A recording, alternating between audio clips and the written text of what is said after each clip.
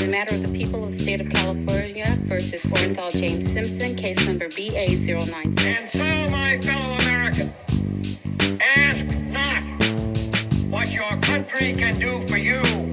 Ask what you can do. And we are Hello. back. Girl, You you go. know it's true. Girl, you know it's true.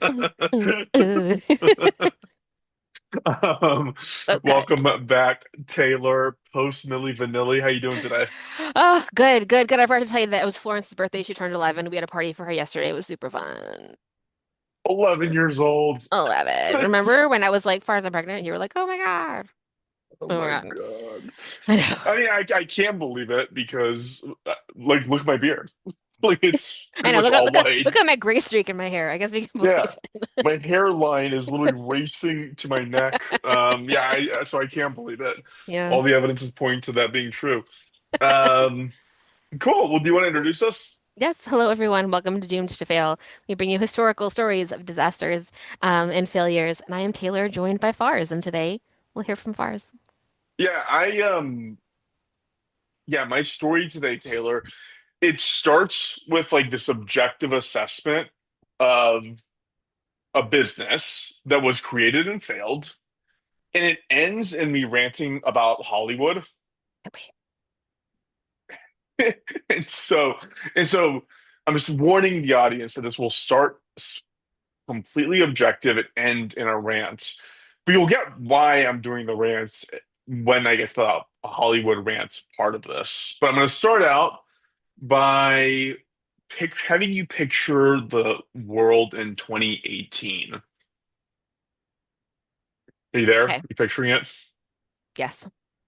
So at this point, when it comes to content and digital media, wow, I just realized like we're doing like both of our episodes are like I know. media related. Yeah. Um, so at this point, 2018, streaming had basically turned out to be an obviously massively popular and necessary form of distribution of content.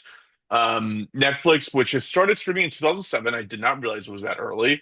Hmm. They had been around for a while doing this. They obviously took off. Fun fact, I don't know if you've heard of this before, but do you know where we get the Roku devices from?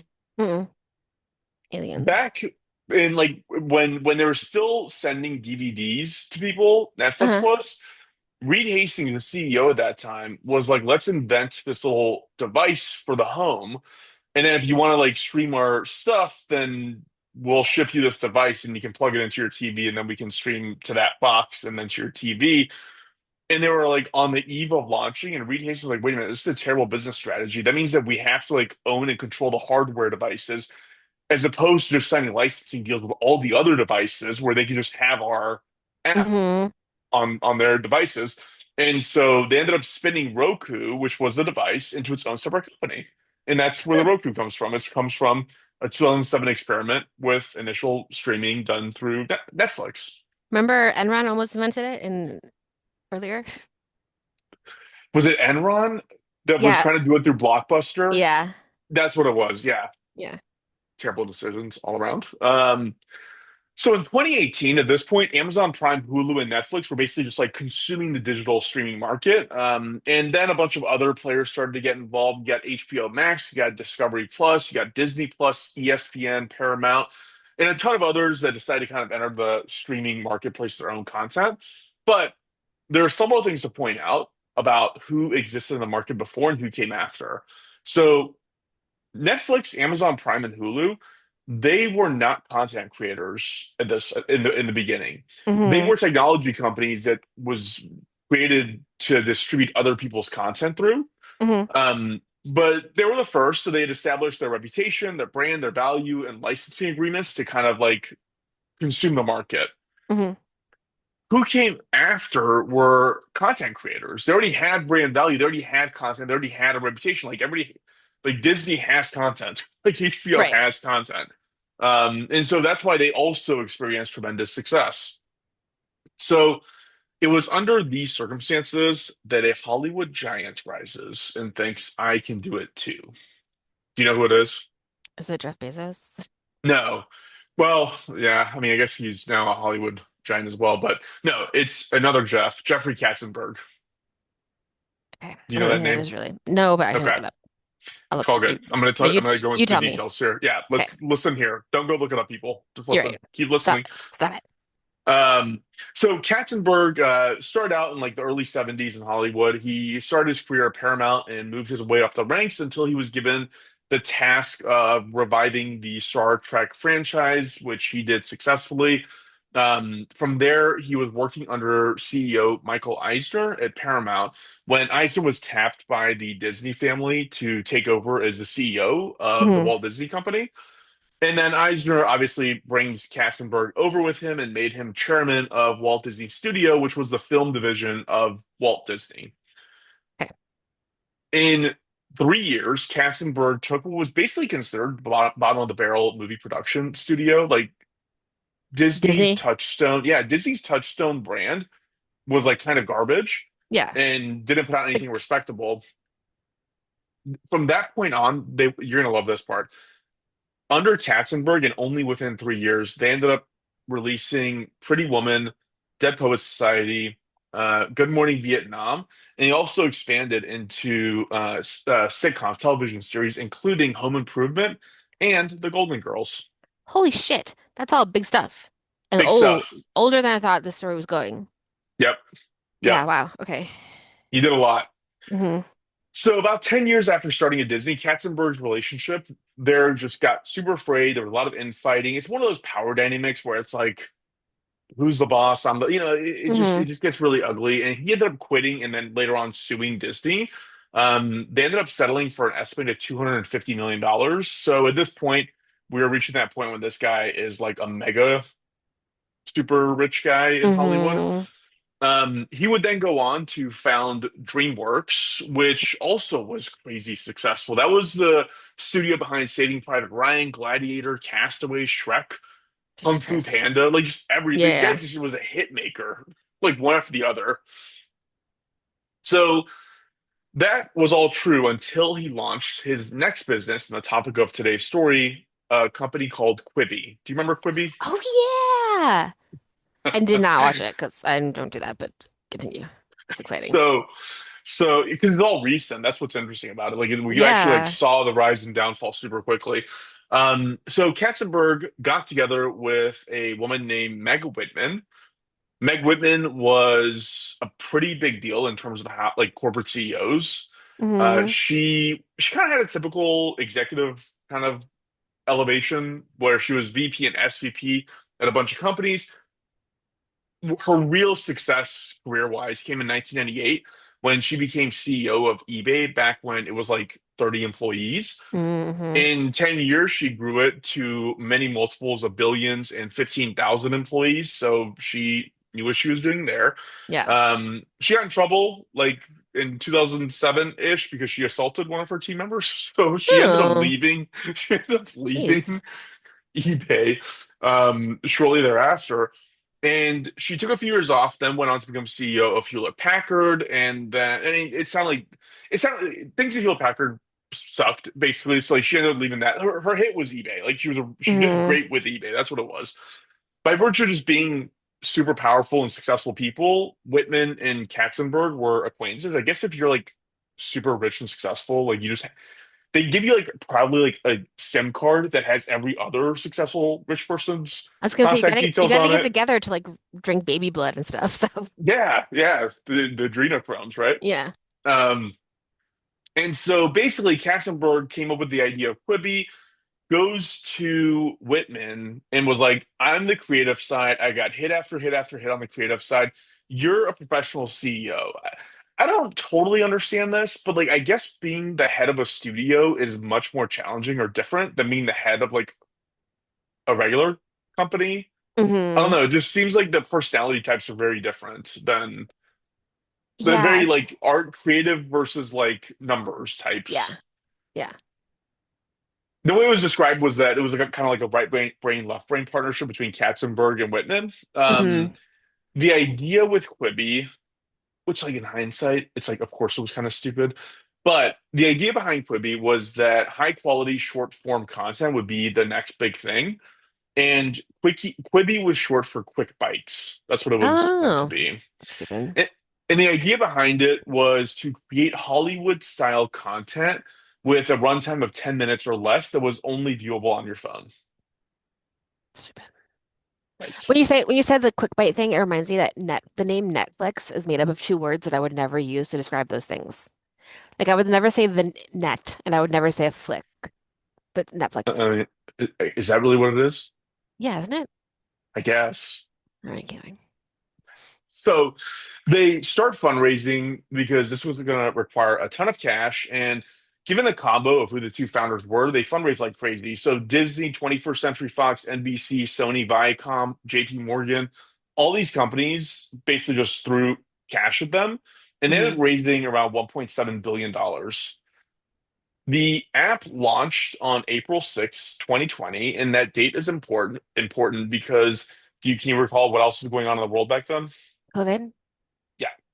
So April of 2020 was the height of COVID lockdowns. That's when about 50% of the global population was under mandatory stay-at-home orders. It seems like a good time to release something like this. You think so, but what do you watch when you're at home? Movies. You watch your TV or you're on your That's laptop. true. You're not I'm sitting there not on the all day subway. long. Right. Yeah, Right. I see what you're That's the saying. thing. So Quibi launched as a top app download within the App Store and Google Play, and like within a week, it dropped off the top 50 download list. Like it went super high, then immediately tanked. Wow. Katzenberg actually called it immediately and said COVID basically wrecked the utility of the app. And they started implementing changes to the app to address the fact that people just weren't consuming media on mobile devices as much anymore. They introduced the option to cast to other devices in the home. They made it so the content would actually launch in landscape mode by default, rather portrait Oh. mode. Yeah, Oh, right, because it was all portrait mode. That's weird. yeah, That's not yeah, how you watch TV at all. exactly. They also Oops. didn't initially roll it out with any sort of social feature, so sharing functionality didn't exist. I mean, it was just Mm-hmm. like a kind of like a half-baked concept, I think. Mm-hmm. Within the first few months, they were off their projections for adoption of users by 4x, so they missed their goals tremendously. They launched a paid version, so you'd have like a free version, and then after that, you could pay $5 a month for a version without ads, or eight for a version with ads or without ads. Sorry. But that's how much like Hulu and Netflix cost back then. So like it was Right. like, why would I go with this? Yeah. So because they'd invested so heavily in the concept of like the highest of quality content, they were spending $100,000 per minute of content produced. So they're chewing through that cash. Like Wow. so just 6 months after launching, Katzenberg and Whitman decided that the most ethical thing to do was to call it quits rather than burn through the remaining cash reserves. Mm-hmm. Neither of them saw any pathway to reaching any sort of breakout velocity. And on some level, probably true, but also 6 months isn't enough to prove anything. I know, and I feel like there's so much work that had to be put into it. It was like a lot of famous people made shows, didn't they? Yeah, yeah, I'm gonna talk about that here in a second. That's where my rant starts. Can't wait. Um, but also, it's something that like is indicative of if you're good at something, that doesn't mean you're good at everything. Like Mm-hmm. Whitman was a great eBay CEO, and Katzenberg was a great creative person when it came to developing new content. But like this was a tech company. It was tech. It should have been tech and social plus media. Like there was a lot that Mm-hmm. they missed the mark on here. They wound the business down, returning any remaining cash to investors, and sold the content library that they developed to that point to Roku for like they estimate it's like south of $100 million out of the 1.7 billion they had. Jesus. Um, None of the shows went anywhere. Most of the content was commissioned by Quibi for like a single season, so the vast majority just ended up dying when the business died. Right. I don't see anyone like talking about a Quibi show they miss. So the only one that I can think of, well, yes, that's true.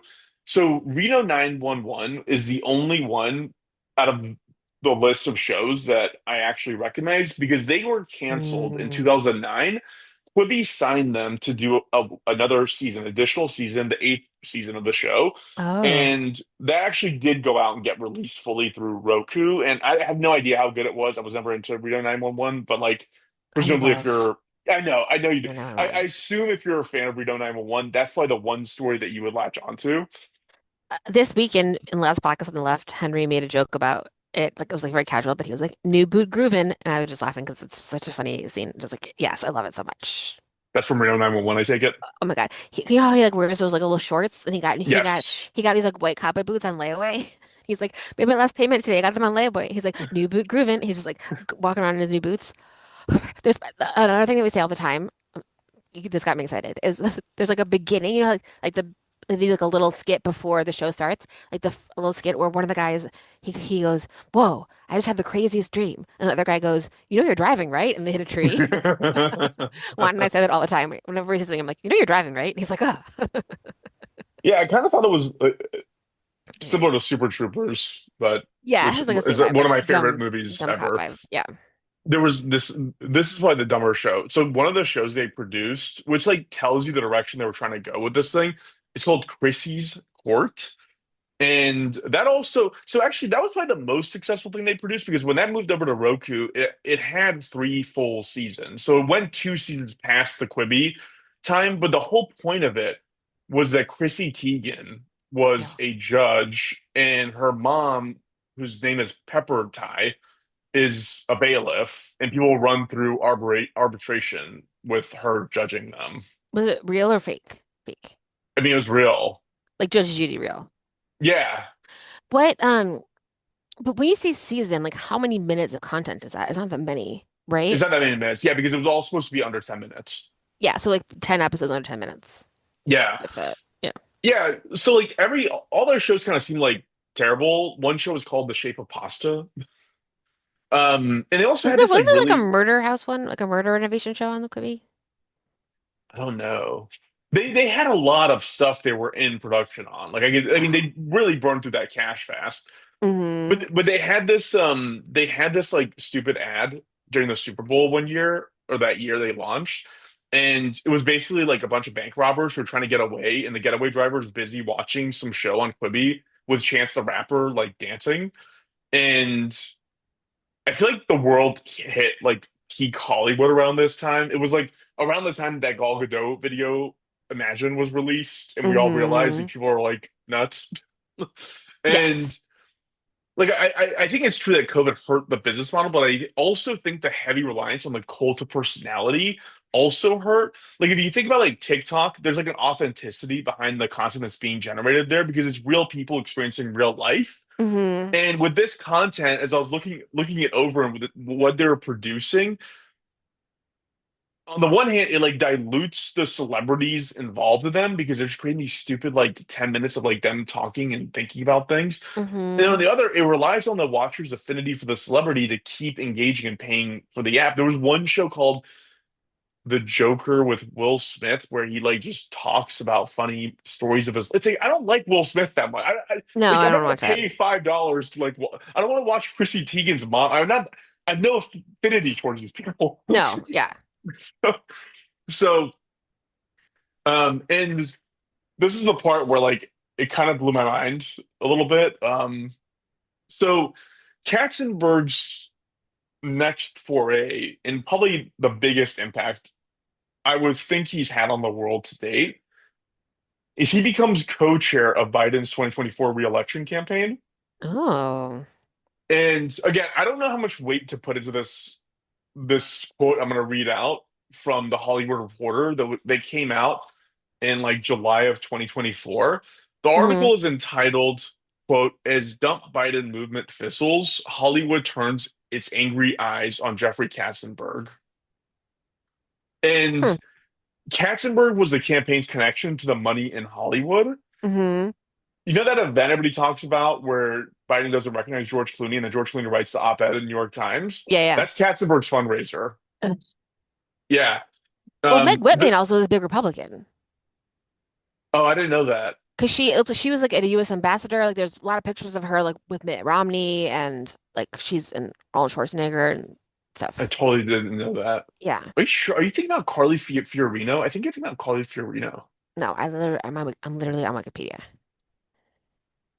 I lost it. My computer stopped. That's But no. fine. Um, I can believe it. I mean, she's yeah. worth like $4.7 billion. Yeah, like Yeah. it's not hard to believe that. Yeah. Um, this is the part of the Hollywood Reporter article that I don't know how much weight to give to, but here's a direct quote from it. It says Katzenberg, still stinging from his Quibi epic fail in 2020, was hoping to leverage his political influence in the Biden campaign into a comeback of sorts. Katzenberg has always been in the shadow of Steven Spielberg and David Geffen, who have quietly become elder statesmen. He's like a little brother trying to Mhm. prove himself. He can't help himself. And why not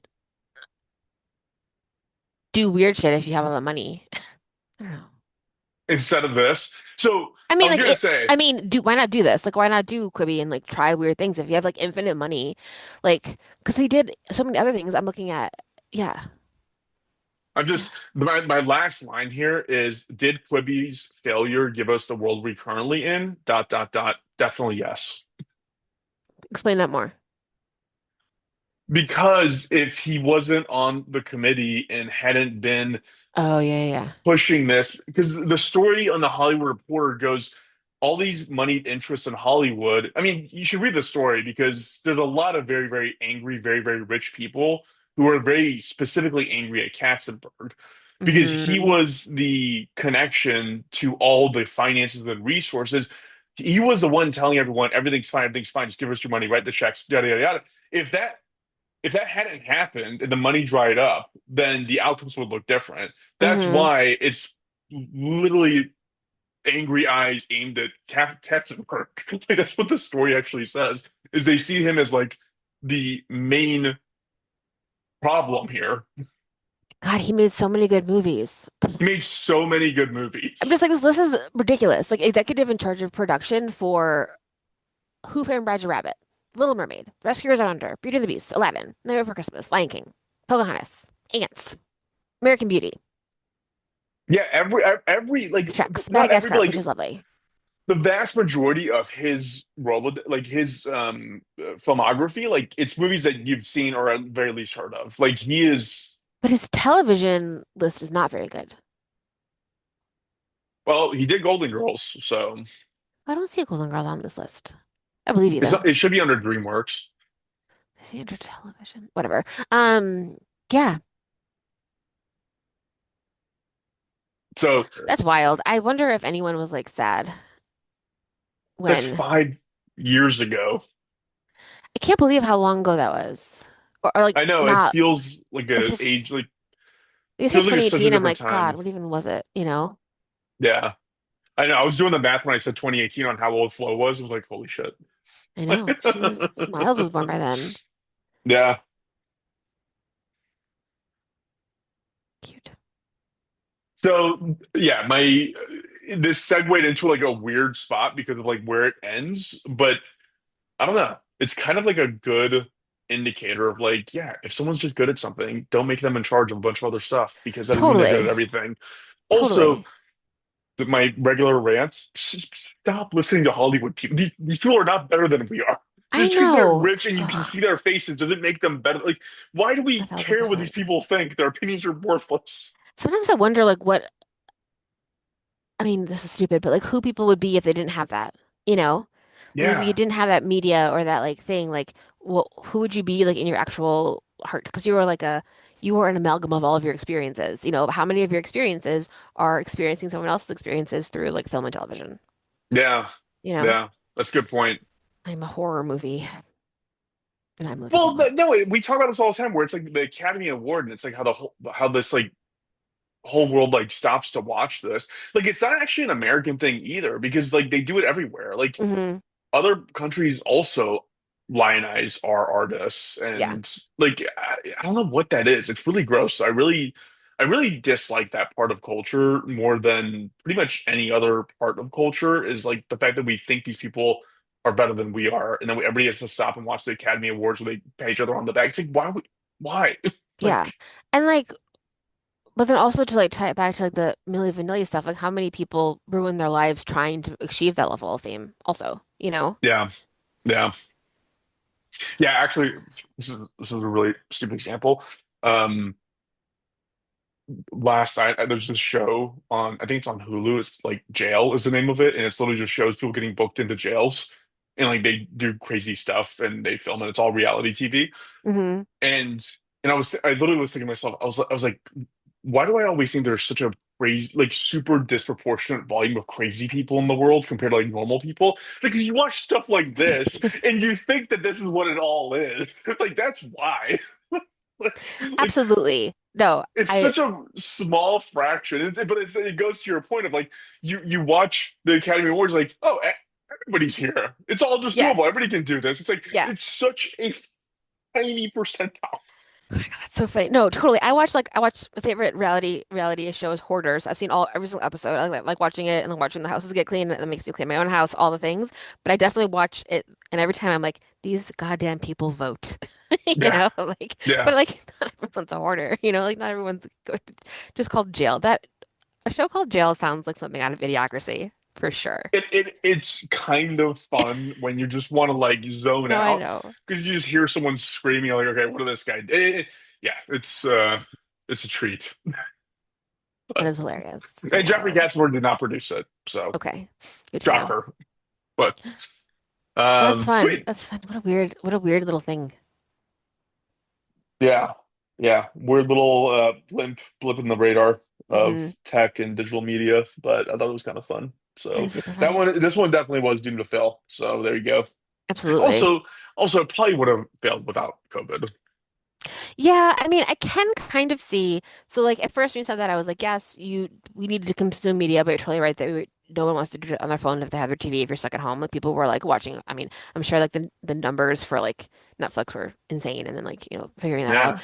But, but I wonder if people would have watched it like on the train or that's the only thing I can think of.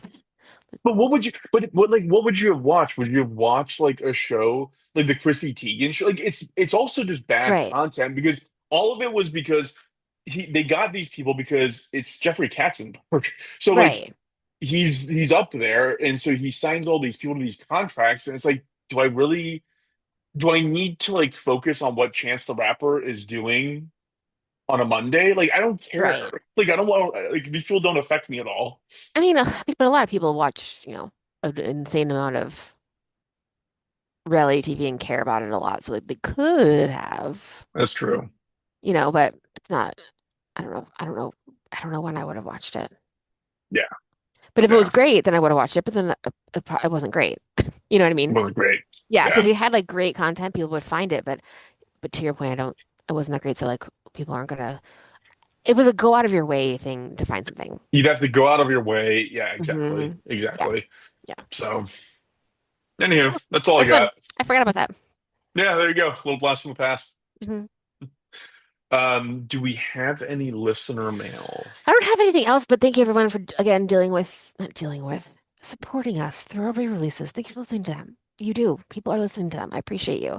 If you have any ideas or questions, doomtofailpod@gmail.com. We are also going to, in a few weeks, record with my husband, as far as we'll schedule it out, but my husband um, does a newsletter and has a card deck on mental models. So he's going to talk a little bit about different mental models and some historical failures. So that'll be fun. It'll be very, very Who's next? fun.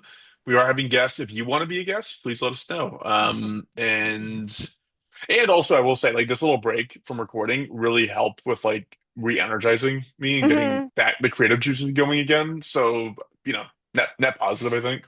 Okay, I have read maybe 15 romantasy books all in the same series, and I'm on the last one. So if anyone out there also has read every single one of the Sarah J. Maas books, so I read all of the Court of Thorn and Roses books up to the ones that we have. I read the entire Throne of Glass. Now I read Crescent City 1, the end of Crescent City 2.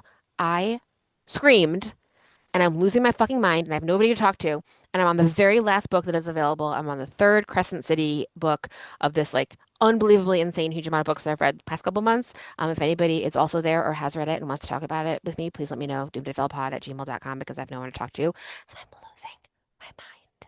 And we can spin this into a book club podcast I love episode a or so. book. Oh my God. Like literally, my heart is beating. I'm losing my mind. When you come to Austin, Taylor's coming to Austin in February, which I'm Oh really yeah, excited sorry, about for this one sorry, show. Sam, husband. Speaking of my husband, I haven't asked you if I go yet, but I think you're gonna say yes because I already bought tickets. You got a week. You got a week to ask him, so we're good. We should be good. But when you come, you we have to. I have to take you to Vintage Bookstore. Oh yeah, Like that is the only place I'm actually really want to take you because it is fun as shit, and we're gonna have a great time. I can't wait. Yay, cool. Alrighty. All right, With that, we can go ahead and cut it off. Taylor, thank you as always. thank you.